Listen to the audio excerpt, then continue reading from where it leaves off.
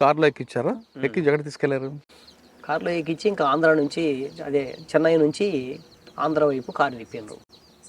అంటే ఇంకా కళ్ళకు గంట కట్టేసిండ్రు కదా, వాళ్ళు ఎక్కడ అనేటువంటిది, ఎక్కడికి తీసుకుపోతున్నారు అనేటువంటిది ఫస్ట్ ఏం అర్థం కాలేదు. కానీ దాంట్లో ఉన్న ఆఫీసరు చాలా మంచిగానే, ఏం సాగర్ గారు బాగున్నారా, ఇట్లా ఈ పదాలతోన చాలా మంచిగానే మాట్లాడుతూ వచ్చిండు. ఎక్కడ ఒక తిట్టు పద్ధతి కానీ ఇంకోటి కానీ ఏదే రకమైనటువంటి వల్గర్ లాంగ్వేజ్, సాధారణంగా పోలీస్ అంటే వల్గర్ లాంగ్వేజ్ అన్నట్టు యూజ్ చేస్తూ ఉంటారు. ఎక్కడ కూడా యూజ్ చేయలే అట్లా. చాలా మంచిగా మాట్లాడుతూ, కాకపోతే కళ్ళకు గంతలు కట్టేసి ఉన్నాయి కాబట్టి నాకు తడ దగ్గరికి వచ్చిన తర్వాత, తడ అంటే తడ కాదు, అది మన లాస్ట్ బౌండరీ. ఆ బౌండరీ దగ్గర పక్కన ఉన్నటువంటి ఆఫీసర్కి ఒక అతను చెప్తున్నాడు, మన బౌండరీ దగ్గరికి వచ్చినాము అన్నట్టుగా. బోర్డర్ కాబట్టి ఆ టైంలో నాకు చెన్నై ఏరియా నుంచి ఆంధ్రలోకి అడుగు పెడుతున్నట్టుగా అర్థమైంది. ఇంకంతే. ఇంకా తర్వాత ఆంధ్రాలో ఎక్కడికి వచ్చినాము, ఎక్కడ తిరిగినాము అనేది కూడా ఏం లేదు. దాదాపు దగ్గర ఒక 8-9 గంటల పాటు కంప్లీట్గా ప్రయాణమే. ఈ 8-9 గంటల కాలంలోనే మొత్తం ఏది ఇంట్రాగేషన్ కూడా. వాళ్ళకి ఏం సమాచారం కావాలనుకున్నారో ఆ సమాచారం, ప్రధానమైన సమాచారం, దాని మీదనే గుచ్చి అడగడం. ముఖ్యంగా సాంబశివుడి గురించి అడగడం, మేము దాచిపెట్టిన ఆయుధాల గురించి అడగడం, లేకపోతే మందుగుడ్డు గురించి అడగడం, ఇంకా మాకు సంబంధించిన ముఖ్యమైన కార్యకర్తలు ఇంకెవరెవరు ఉన్నారు, ఎక్కడెక్కడ ఉన్నారు, దీనికి సంబంధించినటువంటి దాని గురించి అడగడం. ఇట్లా ఇంట్రాగేషన్ అనేటువంటిది చేసుకుంటూ దాదాపు 7-8 గంటల పాటు కంప్లీట్గా తిప్పిండ్రు. తెల్లవారుజామున 3-4 గంటల తర్వాత ఒక రూమ్లో తీసుకెళ్ళిండ్రు. అక్కడ వెహికల్ దింపిండ్రు. వెహికల్ దింపి 1 గంట 2 గంటల సేపు ఏదో మాట్లాడిండ్రు, ఆ విషయాలు ఈ విషయాలు. తర్వాత మళ్ళీ వెహికల్ ఎక్కించిండ్రు. వెహికల్ ఎక్కించి డ్రెస్ మార్చుకోమని చెప్పేసి అనే యాంగిల్లో ఈ ప్యాంట్ షర్ట్ ఇప్పేసి ఇంకోటి వేసుకో అని చెప్పేసి అని మాట్లాడిండ్రు. సో అక్కడి నుంచి ఇంకా కొంత దూరం ప్రయాణం చేసిన తర్వాత 1 గంట గంటన్నర తర్వాత పాండురంగారెడ్డి సాగర్ అంటే బహుశా నాకు తెలిసి ఎవరో ఒక ఆఫీసర్ మాట్లాడిండు ఫోన్. సార్ సిగ్నల్ తక్కువ వస్తుంది సార్ అని చెప్పేసి అవతల అతను మాట్లాడుతున్నాడు. సిగ్నల్ తక్కువ వస్తుంది అంటే ఏ ఏరియా ఉండొచ్చు అని చెప్పేసి నేను ఎక్స్పెక్ట్ చేస్తూ వస్తున్నా. అంటే సో ఏదో ఒకటి ఫారెస్ట్ ప్రాంతం అయి ఉండొచ్చు అని అనుకుంటున్నా. ఏం ఆలోచిస్తున్నావు? సరెండర్ అవుతావా, చనిపోతావా? రెండే. నువ్వేం చేస్తావు చేసి సార్, నేను సరెండర్ కాను అనే విషయాన్ని వెరీ క్లారిటీగా చెప్పిన.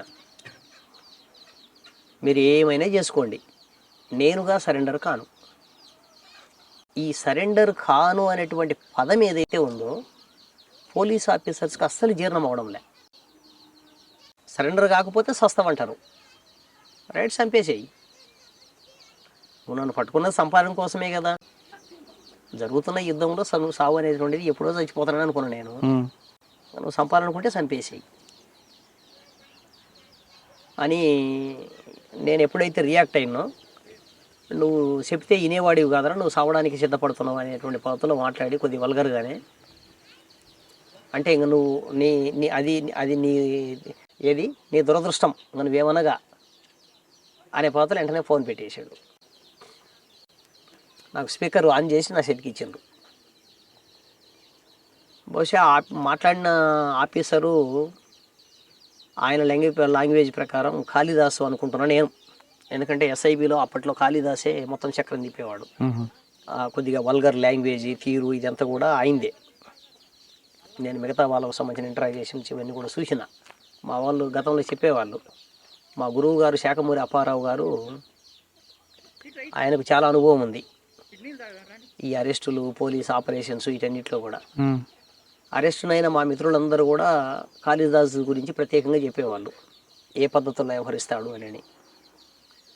బహుశా నేను అట్లా అనుకున్నా. జస్ట్ కొద్దిసేపటికి వాళ్ళు ఇంకొద్దిగా లోపలికి ఇంకొక అరగంట తర్వాత మళ్ళీ నాకు బాగా ఈరుని వస్తూ ఉన్నాయి, అవకాశం ఇవ్వడంలే, ఇక్కడే పోసుకో అంటారు. అవకాశం రావడంలే. ఉమ్, సరే ఇంక అట్లా బాగా బాధపడుతూ లాస్ట్కి ఇంకేముంది, ఒక 5-10 నిమిషాలు నువ్వు చనిపోతావు, నీ చివరి కోరిక ఏదో చెప్పు అన్నాను. నా చివరి కోరిక సపరేట్గా ఏం లేదు సార్.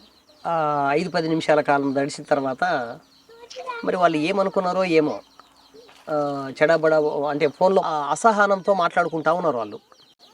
ఇంత దూరం పంపించినారు, ఇక్కడ చేసింది ఏం లేదు, పొడిచింది ఏం లేదనే పద్ధతిలో.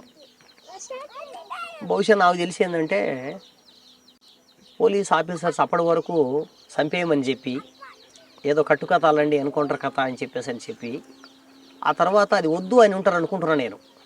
ఉమ్. అంటే వాళ్ళ మధ్య జరిగిన అదే సంభాషణ అదే మీరు ఊహించారు. అదే అనుకుంటున్నాను నేను ఊహించి.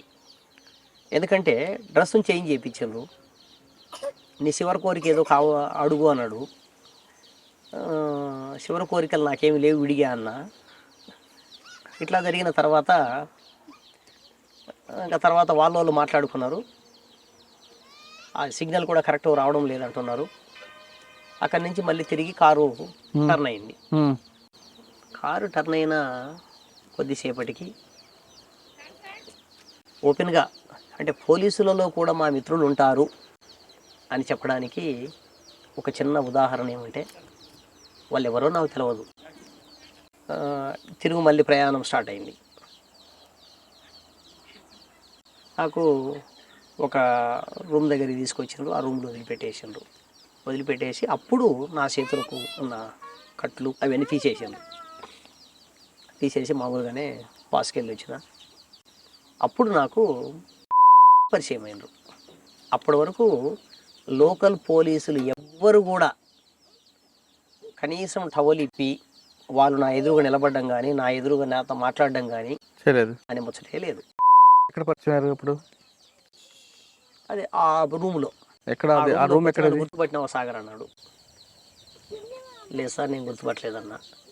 లేదు చాలాసార్లు తిరిగినావు కదా నా కోసం అన్నాడు. లేదు సార్ నీ కోసం నేను తిరుగుడేంది, నేను పోయేది అన్నాడు. Right, okay, thank you sir, కూర్చోండి అన్న.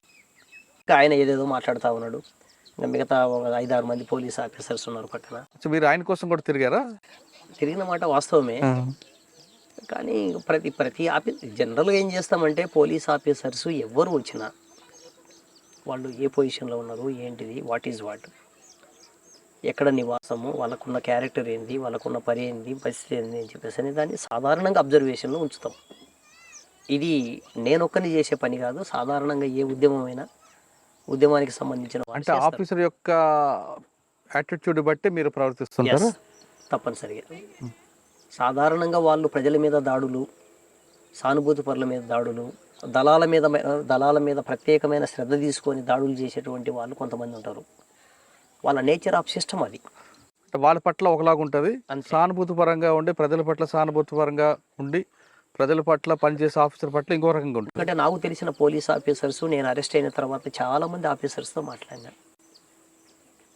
నిజంగానే డ్యూటీలో భాగంగా కొన్ని సంఘటనల్లో, కొన్ని కార్యక్రమాల్లో ఉన్నప్పటికీ, ఎందుకంటే పోలీస్ ఆఫీసర్స్తో మేము కూడా అట్లాగే ఉన్నాం.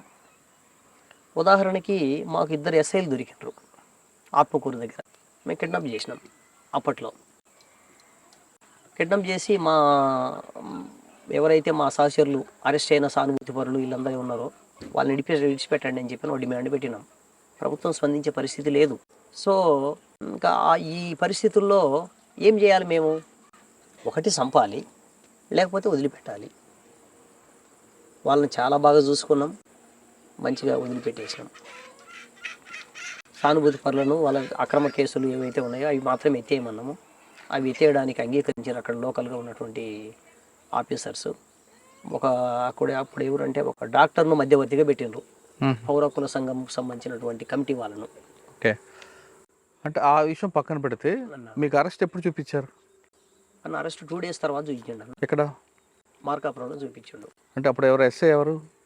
మార్కాపురంలో ఎస్ఐ గారు ఎవరు ఉన్నారో నాకు కరెక్ట్గా ఐడియా లేదన్న. శ్రీరామ్ గారు మీకు అరెస్ట్ చేశారంటారు కదా? శ్రీరామ్ గారు అప్పుడు అరెస్ట్ ఆయన చేయడానికి అవకాశం లేదు, ఎందుకంటే మార్కాపురం టౌన్ ఎస్ఐగా ఆయన లేడు కదా.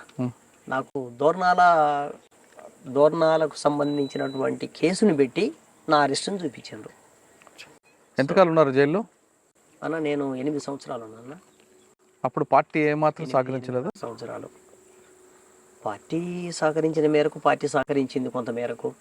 ప్రజా సంఘాల వాళ్ళు, బయట నుంచి లాయర్స్ వాళ్ళు వీళ్ళు వస్తూ ఉండేవాళ్ళు. ఇంకా సేమ్ టైంలో ఖైదీల విడుదల కమిటీ అని చెప్పేసి ఇటు ఖైదీలతోన బయట ఉండేటువంటి ఇంటెలెక్చువల్స్తోన ఒక కమిటీని ఫామ్ చేసింది పార్టీ.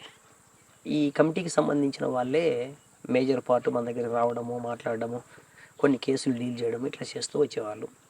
సో నా కేసులకు సంబంధించిన ప్రత్యేకమైన పరిస్థితి ఏంటంటే నయీం కాన్సన్ట్రేషన్.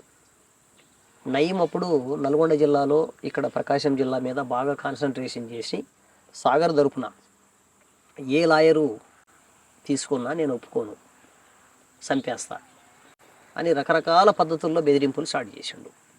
ఇక్కడ మార్కాపురంలో ఉన్నటువంటి శ్రీనివాస్ గారు అని చెప్పేసి మా లాయరు, ఆయన ముందుకు వచ్చి నా తరపున వేసిండు. వాళ్ళ మీద దాడి చేస్తామని, బాంబులు పెడతామని, అదేని ఇదేని రకరకాల పద్ధతుల బెదిరింపులు ఇవన్నీ కూడా స్టార్ట్ చేసిండ్రు. ఈ నేపథ్యంలో ఏ ఒక్క లాయరు ఏ ప్రాంతంలో కూడా నా తరపున వచ్చి వాదించడానికి ముందుకు భయపడుతూ ఉండేవాళ్ళు. ఈ క్రమంలో నా అంతటా నేనే IPC, CrPC, Indian evidence act ఇవన్నీ నేను జైలుకు తెప్పించుకొని నాకు నేనుగా ఎల్ఎల్బిని ఒక రకంగా ప్రిపేర్ అయిన జైల్లో. ప్రతి కోర్టులో సార్ తెలుగులో వాదించడానికి నాకు అవకాశం ఇవ్వండి, నా కేసులు నేను వాదించుకుంటానని నేను అర్జీలు పెట్టుకోవడం స్టార్ట్ చేసిన జడ్జి గారికి. ఆ రకంగా మేజర్ కేసులు, చిన్న చిన్న కేసులు మొత్తం కంప్లీట్గా నేను నాకు నేనే చేసుకొని నాకు నేనే కొట్టేయించుకున్నా.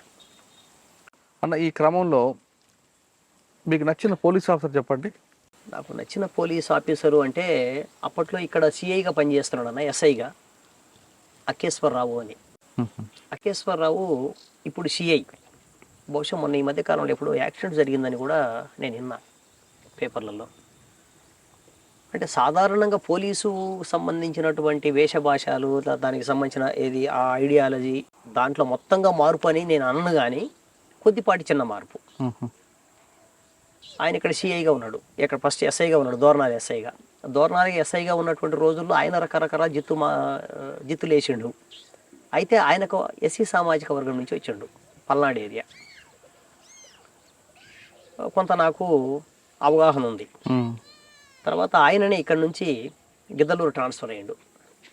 గిద్దలూరు ట్రాన్స్ఫర్ అయినప్పుడు ఆయన అక్కడ లోకల్గా ఉన్నటువంటి పెత్తందారులకు వ్యతిరేకంగా ఎక్కడో చిన్న కార్యక్రమం, సాధారణంగా పోలీస్ ఆఫీసర్స్ పెద్దగా ఏం చేస్తారు, ఎక్కడో వాళ్ళు చెప్పినటువంటి దాన్ని చిన్న సంఘటనలో వాళ్ళు చేయలే. ఈ చేయకపోవడం అనేటువంటిది వాళ్ళ కోపం పెంచింది. అందులో భాగంగా ఎస్ఐ మీద వ్యతిరేకంగా రకరకాల నిరసన కార్యక్రమాలు ఇవన్నీ చేస్తూ ఉన్నారు. కరెక్ట్గా అదే సందర్భంలో రాజశేఖర రెడ్డి గారు అధికారంలోకి రావడం, ఇక్కడ ఉన్నటువంటి మొత్తం రాజకీయ నాయకులంతా కూడా పెత్తనం చేస్తూ ఉండడం, మాట తప్పి శాంతి భద్రతల సమస్య కాదు, ఇది సామాజిక సమస్య, నేను పరిష్కరిస్తానని చెప్పేసిన రాజశేఖర రెడ్డి ఒక రకంగా దొంగలాగా తిరిగి మళ్ళీ యుద్ధాన్ని మొదలుపెట్టి ప్రజల మీద దాడులు ఇవన్నీ కూడా స్టార్ట్ చేసాడు. ఈ నేపథ్యంలో మనం కూడా కౌంటర్ స్టార్ట్ చేసినాం. ఈ కౌంటర్ స్టార్ట్ చేసినప్పుడు మనము ఒక రాజకీయ నాయకుడిని యాక్షన్ చేసినాం. ఎవరైనా? ప్రతాప్ రెడ్డి అన్న. ప్రతాప్ రెడ్డి ఇక్కడ కంచిపల్లె పక్కన, ఆయన కాంగ్రెస్ పార్టీలో కొద్ది రోల్ ఉంది. మీరు బయటకు వచ్చిన తర్వాత లోపల సంగతి నేను చెప్పేది, లోపల సంగతి అరెస్ట్ కాక ముందు భాగం. ఆ క్రమంలో ఆ పోలీస్ ఆఫీసర్ మీద మొత్తం ఆయనే చేయించినాడు అన్నట్టుగా పన్నారు వాళ్ళంతా. వాస్తవంగా ఆయనకి ఎటువంటి సంబంధం లేదు, ఆయనకి ఎటువంటి సంబంధం లేదు అని నేను తర్వాత మళ్ళీ స్టేట్మెంట్ ఇచ్చిన. తర్వాత నేను బయటకు వచ్చిన తర్వాత ఇక్కడ కర్నూలుకు సంబంధించిన ఒక ఏఎస్పీ గారితో మాట్లాడినా. అన్న మీరు జైల్లో దాదాపు 8 సంవత్సరాలు ఉన్న తర్వాత కొన్ని ప్రజా సంఘాలు వాటి ద్వారా మీరు లాయర్గా మారి కొన్ని కేసులు మీరే వాదించుకుని బయటకు వచ్చారు. వచ్చిన తర్వాత అప్పటికి మీతో పాటు లోపలికి వెళ్ళిన మీ కుటుంబ సభ్యులందరూ ఒక్కొక్కరి దగ్గరికి వచ్చారా? నా 2014 ఫిబ్రవరి చివరిలో నేను రిలీజ్ అయింది. అయితే 2014 నాటికే పార్టీకి సంబంధించినటువంటి పార్టీ లోపటి నుంచి మా చెల్లెళ్ళు మిగతా వాళ్ళందరూ కూడా బయటికి రావడం అనేది జరిగింది. వాస్తవంగా మార్చి నాటికి ఫిబ్రవరి అంటే జనవరి నాటికే వచ్చేసిండ్రు. నవంబర్ డిసెంబర్లోనే స్టార్ట్ అయ్యి బయటకు వచ్చేసిండ్రు. ఇంకా జనవరిలో కొంతమంది పోలీస్ ఆఫీసర్స్తోన వాళ్ళతోన వీళ్ళతోన కూడా మన వాళ్ళు మాట్లాడిండ్రు. అప్పటి వరకు కంటిన్యూగా నా మీద కేసులు పెడుతూ వచ్చారు. కేసులు కొన్ని కొట్టేసినారు అంటే మళ్ళీ ఇంకొక కేసు మళ్ళీ స్టార్ట్ చేస్తారు. అట్లా వాళ్ళు ఒక తప్పుడు కన్ఫెషన్ స్టేట్మెంటు మధ్యవర్తి నామా అని చెప్పేసి దాంట్లో దగ్గర దగ్గర ఒక 120, 130 కేసులు రాసుకొని సంఘటనలు వీటన్నిటిలో సాగర్ ఉన్నాడు అని చెప్పేసి దాన్ని చూపించగలరు. ఒకవేళ అటువంటిది ఆ కన్ఫెషన్ స్టేట్మెంట్ లేకపోయినా కూడా ఇంకొక దాన్ని ఎక్కడో సృష్టించి ఎవడో చెప్పినాడు అని చెప్పేసి ఒకదాన్ని మళ్ళీ లింకు చేసి, అంటే దీనికి ఒక చిన్న ఉదాహరణ ఏమంటే డిఎస్పి గారు నాతోన సమావేశం వేసిండు. ఆయన ఏం చేసిండు అంటే జైల్లో నేనున్న కాలంలోనే చివరి దశలో ఆయన నాతో మాట్లాడాలనుకున్నాడు. ఎందుకో పిలిపించిండు, వెళ్ళినాం ఎస్కట్టుతోనే తీసుకెళ్ళిన అడికి. సాగర్ 7 సంవత్సరాల కాలం గడిచిపోయింది, జైలు జీవితం. నిన్ను చంపాలనుకుంటే అప్పట్లోనే చంపేటోళ్ళం. సరే, ఆ రోజు ఉన్నటువంటి ఉద్యమ పరిస్థితి, సావులు బతుకులు అనేటువంటి, ఇప్పటికైనా నువ్వేం ఆలోచిస్తున్నావు? ఏం లేదు సార్, మీరు ఏదో కేసులు పెడతా ఉన్నారు, నడుస్తూ ఉంది అంటే జైలు జీవితంలో నీకేం పెద్ద బాధ అనిపించడం లేదా? జైలు జీవితం వాస్తవంగా ప్రజల మధ్య లేకుండా చేయడం అనేటువంటిది పెద్ద బాధే. కానీ జైలు లోపల కూడా ఖైదీలతో సమావేశాలు ఏర్పాటు చేసి పోరాటాలు చేస్తున్నాం సార్. అక్కడ కూడా మీరు జైలు అధికారులను కనుక్కోండి అంటే ఏం మార్పు రాలేదా నీతో? ఈ యాంగిల్లో మాట్లాడిండు. మాట్లాడి ఫైనల్గా ఆయన ఏం చెప్తాడు అంటే, నా ముందు ఒక 6 నిమ్మకాయలు పెట్టిండు టేబుల్ మీద. అంటే జనరల్గానే ఉన్నాయి ఆడ. చూడు సాగర్, ఈడ 6 నిమ్మకాయలు ఉన్నాయి, కాదు 60 నిమ్మకాయలంట. కాదు అనేవాడు ఎవడన్నా చెప్పగలడా? అంటే ఈ సమాజంలో పోలీస్ చెప్పిందే వేదం. ఆఫీసర్గా నేను ఏం ఫైనల్ చేస్తే, ఏం ఆర్డర్ ఇస్తే అదే కింద వాళ్ళు అమలు జరుపుతారు. ఓకే, కాబట్టి ఆలోచించుకో, నువ్వు నీ జీవితకాలం అంతా నువ్వు జైల్లోనే ఓన్లీ రిమాండ్ ఖైదీగానే బతికిపోతావు. నీ మీద ఎక్కడ శిక్షలు పడవు. సాక్షులు ఎవరు వస్తారు? ఎందుకంటే మేము పెట్టిన కేసుల్లోనే ఒక అబద్ధం కేసులు ఉన్నాయి, తప్పుడు సాక్ష్యాలు ఉన్నాయి. కాబట్టి అవన్నీ గెయిన్ అయ్యి నీకేమిదో శిక్ష పడుతుందని మేము అనుకోవడంలే. కానీ రిమాండ్ ఖైదీకి మాత్రం ఇస్తాం. రిమాండ్ ఖైదీగా మాత్రం నేను కంటిన్యూగా ఉంచగలం. మీరేమన్నారు అప్పుడు? కాబట్టి 6 నిమ్మకాయలను 60 నిమ్మకాయలు చేయగలను, లేకపోతే 12 నిమ్మకాయలు చేయగలను. అంటే ఎన్ని కేసులైనా పెట్టగలను, తగ్గించగలను, అది నా ఇష్టం. సో మీరు ఆలోచించి నాకు చెబితే నేను మీ పట్ల సానుభూతితో వ్యవహరిస్తా. ఒక రకమైనటువంటి బెదిరింపు ఇది. అంటే ఏం చేయమంటారా మీకు ఆయన? ఏం లేదు, నువ్వు సరెండర్ స్టేట్మెంట్ జైలు నుంచి సరెండర్ స్టేట్మెంట్. ఇక భవిష్యత్తులో నేను ఉద్యమం గురించి, సమాజం గురించి ఆలోచించను, నా బతికేదో నేను బతుకుతాను అని చెప్పేసి అని చెప్పు. ఆ ఒక్కటి చాలు నాకు. తర్వాత ఇట్లా నడుస్తూ ఉన్నది. తర్వాత మన వాళ్ళు డిసెంబర్, నవంబర్ కల్లా మన వాళ్ళు ఆల్రెడీ పార్టీలో నుంచి బయటికి రావడానికి, ఉద్యమం ఎదుగుదల సక్రమంగా ఉండడం లేదు అని, పార్టీ కరెక్టు ఆపరేషన్స్కు సంబంధించిన లేదా నిర్ణయాలకు సంబంధించిన ఎత్తుగడల రీత్యా సరైనటువంటి నిర్ణయాలు తీసుకోవడం లేదు అనేటువంటి రకరకాల అభిప్రాయాలు ఉన్నాయి. తర్వాత నేను కూడా జైలు నుంచి నాదైన పద్ధతుల్లో ఒక థియరిటికల్ ఒక ప్రతిపాదనను రాసి పంపించిన. అంటే మీరు అన్నట్టుగా బుల్లెట్ బ్యాలెట్, ఈ బుల్లెట్ బ్యాలెట్కు సంబంధించినటువంటి దాన్ని జాగ్రత్తగా మనం సమన్వయం చేసుకోవాలి. పార్టీకి సంబంధించినటువంటి ఫోర్ ఫ్రంట్లో ఉండేటువంటి లీడర్స్ ఎవరైతే ఉన్నారో మనకంటూ ఒక ప్రజాప్రతినిధులు లేరు. సో ఇట్లా లేకపోవడం వల్ల అజ్ఞాతంలో ఉన్నటువంటి పార్టీ మీద ఆధారపడే మొత్తం నిర్ణయాలు, మొత్తం ఆర్గనైజేషన్ నడవాలంటే అది సాధ్యం కాదు. బయట ఉన్నటువంటి కేవలం ఫ్రంటల్ ఆర్గనైజేషన్స్ అనేటువంటి మాత్రమే వాటి మీద ఆధారపడి మనం అట్లా కరెక్ట్ కాదు అని చెప్పేసి అనేది ఒక ప్రతిపాదన. మీరు కూడా రాశారు లెటర్ పార్టీకి? నేను రాసిన. పార్టీ నుంచి ఏమైనా వచ్చింది సమాధానం? కరెక్ట్ కాదని చెప్పిండ్రు. అంటే పార్టీ ఐడియాలజీ ఏదైతే ఉందో ఎత్తుగడల రీత్యా మనం ఎలక్షన్స్ను మనం వ్యతిరేకిస్తున్నాము. ఎత్తుగడల రీత్యా వ్యూహాత్మకంగా మనం ఎలక్షన్స్ను వ్యతిరేకించడం లేదు. ఎత్తుగడల రీత్యా ఈనాడున్నటువంటి పాలక వర్గాలు తప్పుడు పద్ధతుల్లో ఎన్నికల నిర్వహణ అనేటువంటి కొనసాగుంది కనుక ఈ పరిస్థితుల్లో మనం బ్యాలెట్ ద్వారా రాజ్యాధికారాన్ని హస్తగతం చేసుకోవడం అనేది అంత ఆషామాషి వ్యవహారం కాదు, అది నిలవదు కూడా అనేది పార్టీ అవగాహన, అంటే సెంట్రల్ కమిటీది. సో అదే అభిప్రాయాన్ని కిందకు తీసుకొచ్చారు. దాని మీద కొంత డిబేట్ చేసే వాళ్ళము అప్పటికి ఒకరిద్దరం ఉన్నాము. తర్వాత అమరుడైనటువంటి చనిపోయిన రవికుమారు మా స్టేట్ కమిటీ మెంబరు, ఆయన గుంటూరు జిల్లా కార్యదర్శిగా ఉన్నాడు. ఆయన కూడా ఒక ఆల్టర్నేటివ్ అఫిడవిట్ను పెట్టిండు, అంటే ఒక ప్రపోజల్ను. ఈ ఎత్తుగడల్లో మనం మార్పులు చేసుకోవాలి, ఎత్తుగడల్లో మార్పులు చేసుకోకపోతే అనేక మంది కామ్రేడ్స్ అమరత్వం మనకు మిగులుతుంది, పోరాటాలు అనేటువంటి చరిత్రలో చెప్పుకోవడానికి మిగిలిపోతున్నాయి. కానీ ఇప్పుడు ఏం చేయాలి, ఇప్పుడు ఉన్నటువంటి పరిస్థితి ఏంది అని చెప్పేసి అనేటువంటిది మనకు దక్కకుండా పోతుంది. కాబట్టి మనం పోరాటం ద్వారా సాధించుకున్న ఫలాలను నిలబెట్టుకోవాలి అంటే కూడా మనదైనటువంటి ఒక రాజ్యాధికారం, మన అజమాయిషి ఉన్నటువంటి ప్రాంతం అనేది ఒకటి ఉండాలి. అట్లా ఉండాలి అంటే మనకంటూ కొంతమంది ప్రజాప్రతినిధులు రాజ్యాంగంలో లేకపోతే మనకున్నటువంటి ఎన్నికల మేనిఫెస్టోలో అది ఎంత తక్కువ సాధ్యమైనా అంత తక్కువ మేరకైనా మనం ఉపయోగించుకోవాలి అనేటువంటి కోణంలో ఆయన కూడా ఒక ప్రతిపాదన పెట్టిండు. అయితే అది కూడా ఒక నోటుగా పెడితే అది అట్లా ఆగిపోయింది. ఈ క్రమంలో మీరు బయటకు వచ్చారు అన్న, బయట నుంచి లోపల నుంచి ఉన్న చెల్లెళ్ళు ముగ్గురు వచ్చారు. కలిసినప్పుడు ఆ ఫీలింగ్స్ ఏంటండి? ఎప్పుడో 25 సంవత్సరాల తర్వాత కలిసి, అంటే ఒక 20 సంవత్సరాల సుదీర్ఘమైనటువంటి కాలం తర్వాత, అంటే ఒక 12-13 సంవత్సరాల తర్వాత అనేక రకాల చెదురుమదురు సంఘటనలు జరిగి, ఎన్కౌంటర్లు జరిగి, ఎంట్రుకవాసి తేడాతోన తప్పించుకున్నటువంటి సంఘటనలు. ఎందుకంటే జైల్లో నుంచి పేపర్లు చూస్తూ ఉండేవాళ్ళము. మనకు పేపర్లలో కూడా మనకు వచ్చినటువంటి మన వార్తలు ఏమనంటే మాకు కటింగ్ చేసి పంపేవాళ్ళు.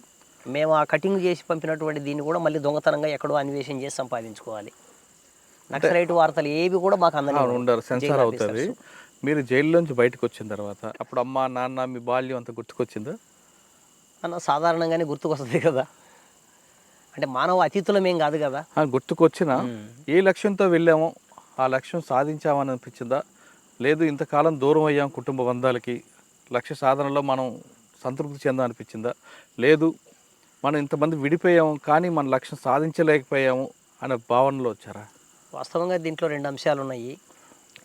ఒక పక్కన ఇందాక నేను చెప్పినట్టే కొన్ని పదుల సంఖ్యలో అమరులైనటువంటి నేపథ్యం, చాలామందిని మేము రిక్రూట్ చేసి పార్టీలోకి తీసుకొచ్చి వాళ్ళతోట తుపాకీ ట్రైనింగుల దగ్గర నుంచి రాజకీయ క్లాసుల వరకు అనేకం చెప్పుకుంటూ వచ్చినటువంటి వాళ్ళం. చాలామంది వాళ్ళందరూ అమరులైనరు, వాళ్ళ తల్లిదండ్రులకు వాళ్ళు దూరం అయినరు. కాబట్టి ఆ విషయాలు గుర్తుకొస్తే చాలా మనసుకు బాధ అనిపిస్తుంది. అంటే మీరు అందరూ కలిసారనే ఆనందం కన్నా మన కుటుంబం, అంటే మన అనుకునేటువంటి కుటుంబంలో నుంచి 1-2 సంఘటనలు, ఒక పక్కన అమ్మ, ఇంకో పక్కన మా సాసేరి లక్ష్మి, అట్లాగే మా బావ జీవన్, ఇలా ముగ్గురిని మేము కోల్పోయినాం. ఇది మన కుటుంబం నుంచి ప్రత్యక్షంగా జరిగినటువంటి నష్టం. దీంతోపాటు ఇంకా మనకు బాగా అవినాభావ సంబంధంలో ఉన్నటువంటి మా గురువులు లాంటి వాళ్ళు శాఖమూరి అప్పారావు గారు కావచ్చు. ఎందుకంటే శాఖమూరి అప్పారావు అన్న అనుక్షణం మాతో పాటు ఉండి ఉద్యమాన్ని నడిపించిన వ్యక్తి. మా కంపెనీలో ఆయన నిరంతరం మాతోనే ఉండేవాడు రాష్ట్ర కమిటీ నుంచి. అట్లా ఆయన జైలు నుంచి బయటకు వచ్చిన దగ్గర నుంచి బహుశా కంటిన్యూగా చివరి వరకు కూడా మాతో పాటు ఉన్నటువంటి వ్యక్తి. ఆయన అమరత్వం, ఆయనతో పాటు ఇంకా అనేక మంది నాయకులు, ఇవన్నీ గుర్తుకొచ్చాయి. ఈ నేపథ్యంలో మన కుటుంబం కలవడం అనేది ఒక రకంగా అదృష్టం, ఒక రకంగా ఒక సంతోషకరమైన అంశమే.